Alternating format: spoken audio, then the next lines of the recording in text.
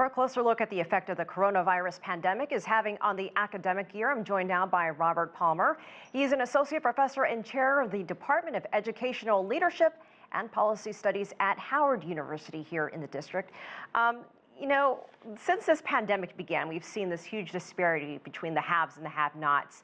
And I know here in this region in Washington, D.C., we have these learning pods where families are getting together. They're hiring teachers, tutors, even renting houses so they can bring their kids to this specific place so their kids continue learning. Do you think we'll see the impact of that a decade from now?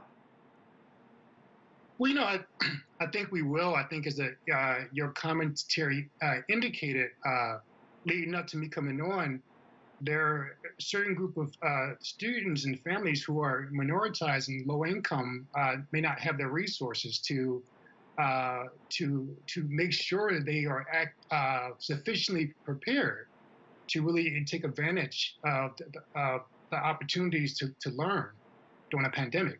And that's going to place them at a significant disadvantage now and in the future, I believe. We know that we are seeing some school districts pulling together extra resources, extra equipment. So from a teaching and administrative standpoint, what do you think has been learned from the distance learning experience in the spring? Do you think schools are better prepared when it comes to teaching this new school year? No, I think they're a little bit more prepared than they were when in mid-March, quite frankly, when everyone had to go online abruptly. I think that folks have had the chance to engage in sufficient training, particularly faculty and teachers. But, there's still some folks out there who may not be sufficiently prepared.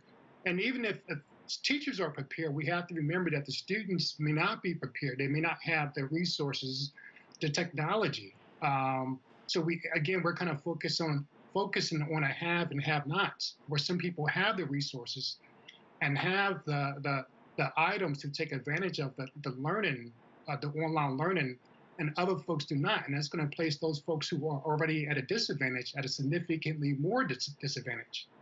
But I think there's been some progress, again, since we had to go online abruptly in March.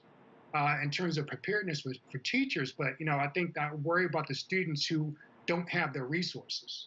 What do you think are some of the biggest issues and challenges that remain at the moment that still need to be worked out for the 2021 school year?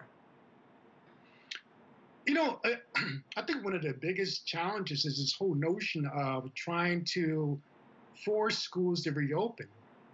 Knowing that there's an issue with safety, and knowing that the virus, this pandemic, is still we're still at the height of it, and even though students may not feel like they're vulnerable and they're susceptible to the pandemic, to COVID-19, faculty and teachers are, and faculty and teachers may take if they interact with someone who is infected with COVID-19.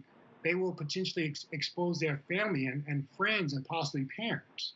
So, and Professor, we have about a minute left. I do got to ask you, you're at a university. We've seen some colleges and universities across the United States already open, and because of the high number of cases at the beginning, it's forced a lot of them to go online. So what do you say about learning about reopening? You mentioned your concern. What have you seen at your university?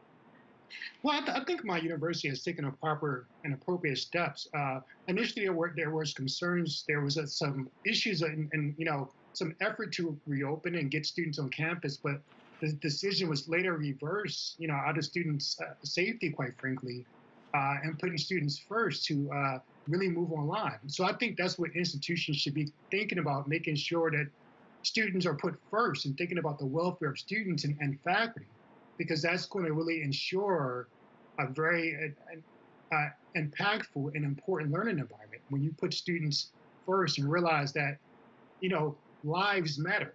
And we don't want to risk someone getting sick at the expense of having someone on campus just to make money. Professor Robert Palmer, thank you so much for your take. Well, we appreciate you joining us today. Thank you so much. I appreciate it.